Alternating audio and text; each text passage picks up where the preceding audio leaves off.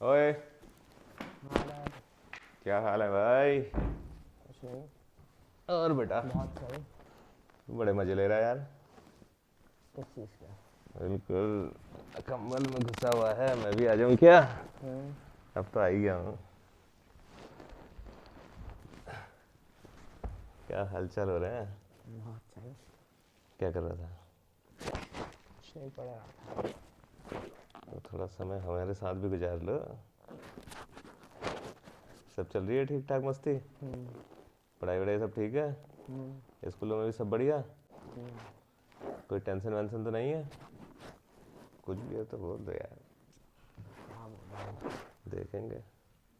क्या है तुम्हारी टेंशन? क्या है ज़िंदगी में, क्या चल रहा है, क्या मस्त चल रहा है?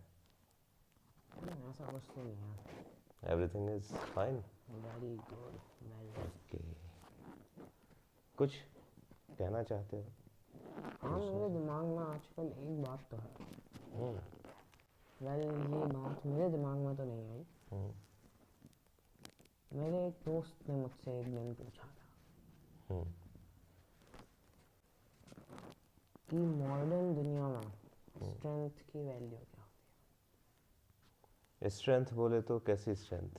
Physical strength. अच्छा, शरीर की ताकत। हाँ, शारीरिक बल। ओके। तो तुमसे ही क्यों पूछा होगा भाई, दोस्त ने तुम्हारे? ऐसे ही पूछ दिया। कि तो तुम्हें भी समझ में नहीं आई कि यार क्या आंसर होगा इसका? ऐसा कुछ हो गया, कन्फ्यूजन क्रिएट हो गया एक। स्ट्रेंथ, फिजिकल, शारीरिक ताकत। क्या ऐसा तुम्हें लगता है कि पहले इसकी रेलिवेंस थी, मॉडर्न में है या नहीं है? जब आप सोच रहे हो तो क्या पहले थी, ऐसा लगता है? पहले तो बहुत थे। कैसे? फ्यूडल सोसाइटीज़ में हम्म, सोल्जर्स की स्ट्रेंथ ही तो मैटर करती थी। हम्म, ऑल्दो नंबर्स फिर भी ओवरवेलमिंग कर देते थे, हम्म, लेकिन अगर आपके पास एक स्पेसिफिक अमाउंट ऑफ एलिट्स होते थे, वॉरियर्स, हम्म, तो वो आसानी से अपने कई गुना ज़्यादा नंबर्स के सोल्जर्स को डिफीट कर सकते थे। हम्म, तो फिजिकल स्ट्रेंथ की स्ट्रेटेजिक वैल्यूज़ हम्म, बहुत सारी थी पहले, हम्म, और आज भी मेरे हिसाब से हैं, लेकिन मैं उन्हें एग्जैक्टली पॉइंट आउट नहीं कर सकता। अच्छा, पहले का जब क्या बात कर रहे हो बेटा आप ना, तो पहले राजतंत्र हुआ करता था। अधिकांश जो है सभी जगहों पर राजतंत्र हुआ करता था। तब लड़ाइयाँ बहुत हुआ करती थी। और जितना मतलब जो ह्यूमन रेस है वो जैसे जैसे इवॉल्व होती गई, जब शुरुआत से वो निकली तो शुरुआत में तो उसका बहुत मत बिखरी हुई थी। बिखरी हुई थी। और साथ ही उसका मतलब ही यही था कि वो शरीर की ताकत से आखेट करती थी। आखेट का मतलब शिकार करती थी, हंटिंग करती थी। बेसिकली हंटिंग पर डिपेंड थी। तो जब हंटिंग करती थी तो भाई उसमें तो जो ताकतवर होगा वही शिकार कर पाएगा दूसरे का। तो शरीर की ताकत का बड़ा इस्तेमाल होता था। शरीर की ताकत, फुर्ती, सब कुछ उस समय मायने रखती थी। तो मनुष्य जो है बड़ा बड़ा ताकतवर हुआ करता था, अच्छे खासे जानवर से खुद भी लड़ जाता था, ऐसी क्षमता होती थी उसमें उस समय शारीरिक। फिर जो इवोल्यूशन हुआ, जो धीरे धीरे करके हुआ, तो उसमें इंसान का ब्रेन डेवलपमेंट होता गया, ज़्यादा होता गया, ज़्यादा होता गया। ब्रेन डेवलपमेंट ने इंसान को टेक्नोलॉजी का डेवलपमेंट भी सिखाया। वो तकनीकी रूप से भी समृद्ध होता गया, वो विभिन्न प्रकार की तकनीकियाँ खोजता गया। जैसे हम तो मानव विकास की जो सबसे बड़ी खोज कहते हैं वो पहिए का जो आविष्कार हुआ। पहिए का आविष्कार अगर देखा जाए तो मानव समाज की, मानव जाति की, मानव सभ्यता की सबसे बड़ी खोज है। उसने फिर आगे आने वाली बहुत सारी तकनीकियों में वो पहिया ही किसी न किसी रूप में लगता रहा और तकनीकी डेवलप होती गई। और वो जैसे जैसे विकास हुआ तो उसके बाद उसका खान पान, रहन सहन, ये सब अलग रूप में होता गया। और उसी के साथ जब और इवॉल्व हुआ तो वो राजतंत्र भी आया। तो हम कहेंगे कि शुरुआत का जो था, अब वो अगर स्टेप बाय स्टेप आप क्रम देखेंगे तो वो शारीरिक ताकत का उस तरीके का इस्तेमाल धीरे धीरे कम होता गया। शुरू में क्या था कि ताकत से ही उसने शिकार करना और खाना है। फिर वो लोग इकट्ठा होने लगे समूह में, ग्रुप में, उस रूप में आए।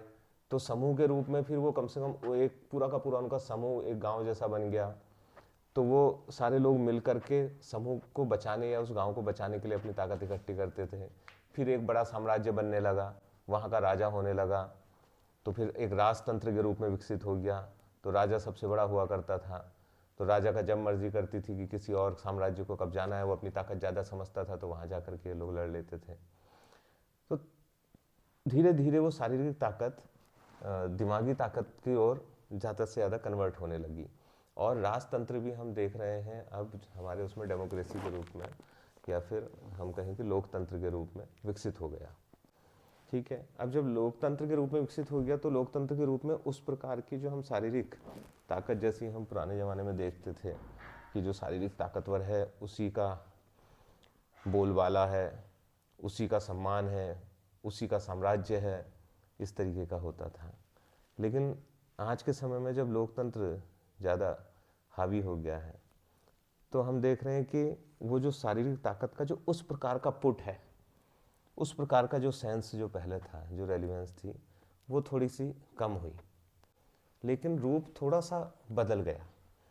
हम जो शारीरिक ताकत है उसे कभी भी नकार नहीं पाएंगे पूर्ण रूप से, क्योंकि एक तरफ जो सबसे बड़ा पॉइंट है उसका मैं ये कहना चाहूँगा आपसे कि शारीरिक ताकत एक ऐसी चीज़ है जो आपकी हेल्थ का एक बहुत बड़ा हिस्सा है। मतलब आपकी हेल्थ को शो करता है। भाई शारीरिक रूप से ताकतवर व्यक्ति वही होगा जो हेल्दी होगा, है ना। और हम कहते हैं कि हेल्थ इज वेल्थ। भाई स्वास्थ्य से बड़ा कोई धन ही नहीं है इस दुनिया में, तो वो तो इतनी बड़ी चीज़ है। तो जो व्यक्ति जितना ज़्यादा हेल्दी होगा वो अपने जीवन को उतनी ही गुणवत्ता और उतनी ही क्वालिटी के साथ जिएगा। जो व्यक्ति जितना ज़्यादा हेल्दी होगा उसकी जीवन प्रत्याशा या फिर लाइफ एक्सपेक्टेंसी उतनी ही ज़्यादा होगी।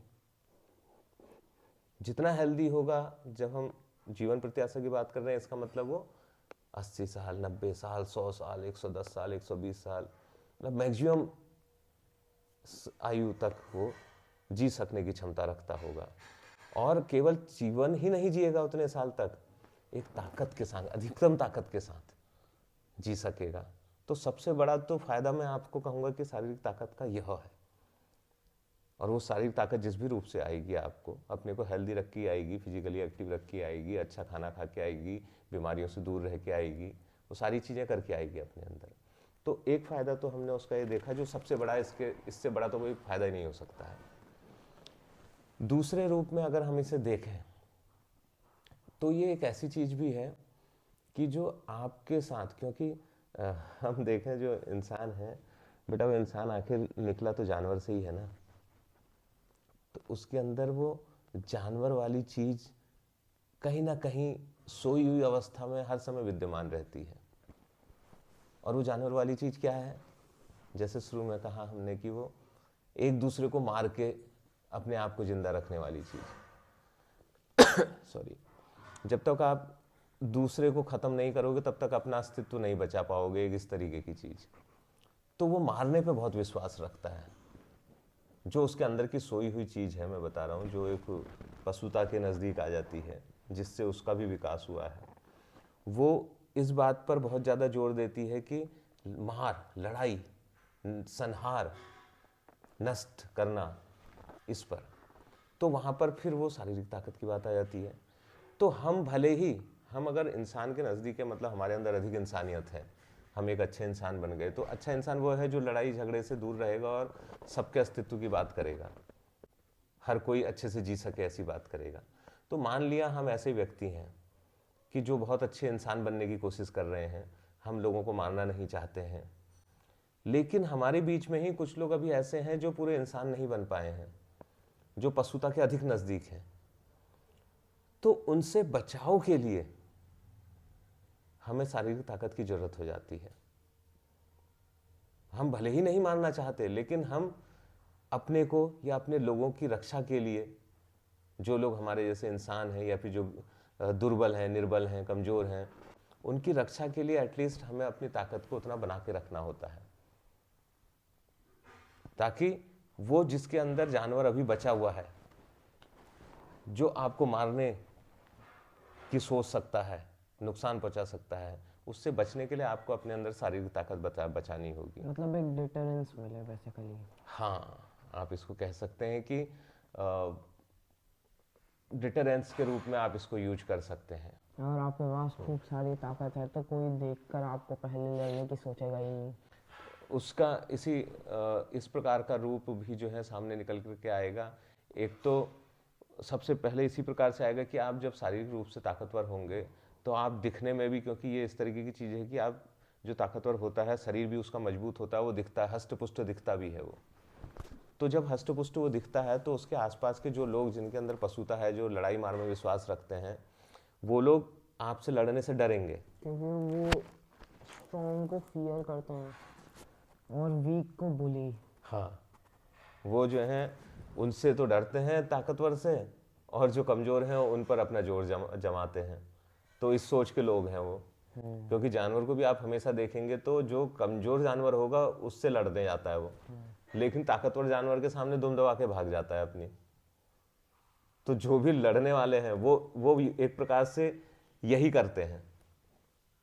और जो इंसान हो गया है वो तो ये जानता है कि लड़ाई जीवन का विलोम है, अपोजिट है। तो वो तो लड़ने की सोचता ही नहीं है, वो तो चाहता है कि सब लोग जिएं।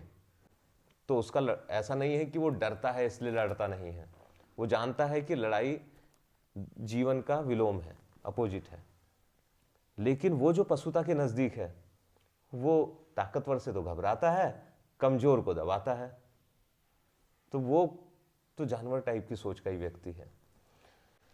तो उसके लिए जब जो इंसान टाइप का व्यक्ति अगर वो शारीरिक रूप से ताकतवर रहेगा तो वो दिखेगा भी, और वो एक डिटरेंस का काम करेगा। सामने वाला उससे घबराएगा कि यार ये तो इतना ताकतवर है, अगर इससे लड़ूंगा भी तो ये मुझे ही मार देगा। तो ऐसी स्थिति में वो आपसे लड़ेगा नहीं, तो आपकी लड़ाई ही नहीं होगी, ठीक है।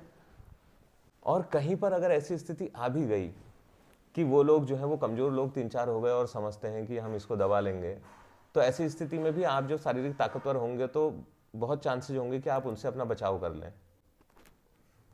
तो बचाव की स्थिति के लिए मैं ऐसा कभी भी सपोर्ट नहीं करूंगा, ना बेटा आपसे कहूंगा कि आप अपने अंदर शारीरिक ताकत बनाएं और उसके बाद लोगों को दबाएं, उन्हें मारें, उनके संग गुंडागर्दी करें, बदमाशी करें। नहीं, बिल्कुल क्रॉस इस बात पर।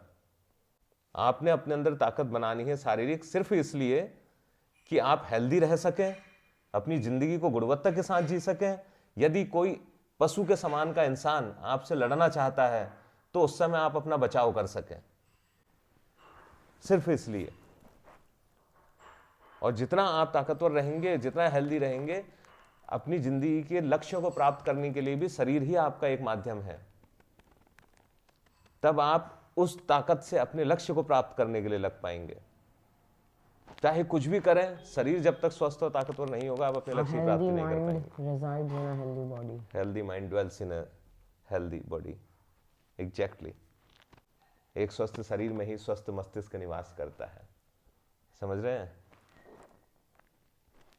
तो इसलिए हमें शारीरिक ताकत की जरूरत होती है, चाहे हम अपने लक्ष्य की प्राप्ति के लिए बात करें, चाहे साइकोलॉजिकल डिटरेंट के रूप में उसका इस्तेमाल हो, चाहे वो हेल्दी वे में अपनी लाइफ को जीने के लिए इस्तेमाल हो। इसीलिए शारीरिक ताकत की महत्ता हो जाती है, किसी को मारने के लिए, किसी को बुली करने के लिए नहीं। क्या आप मेरी बात समझ पाए हैं? अच्छे से। तो मैं समझता हूँ आपकी आज की क्वेरी भी खत्म हो गई होगी। तो मस्ती करेंगे, आप फिर से जो है अपनी बुक खोलेंगे और फोकस के साथ पढ़ेंगे। कैसा? बेटा बिल्कुल फोकस के साथ। जिस समय किताब पढ़ रहे हैं उस समय जम के किताब ही पढ़ेंगे। जिस समय जो भी काम करें वो बिल्कुल फोकस के साथ करें और इंजॉय के साथ करें। अगर हर काम में आपने इंटरेस्ट जगा लिया ना, तो कोई काम ऐसा नहीं है जिसमें आप एक्सेल ना कर पाए। आपने बस इंटरेस्ट जगाना है, चाहे वो बुक है, चाहे वो गेम है, चाहे आप उस समय मूवी देख करके या वेब सीरीज देख करके या इंटरनेट पे कोई चीज देख करके एंजॉय क्यों ना करना चाहते हैं। तो जिस समय एंजॉय करना चाहते हैं उस समय एंजॉय करें, और जिस समय लेकिन पढ़ना चाहते हैं तो उस समय बिल्कुल पढ़ें। एक एक शब्द अर्थ के साथ यहां छप जाए, छप। ऐसा होना चाहिए, समझ रहे हैं? तो हमारी सोच भी बड़ी होनी है अपने लक्ष्य प्राप्ति के लिए, और हमेशा ये मोटिवेशन होना है कि सीढ़ियां उन्हें मुबारक हो जिन्हें छत तक जाना है, मेरी मंजिल तो आसमां है, रास्ता मुझे खुद बनाना है। वाह वाह। थैंक यू सो मच, करो फिर मस्ती।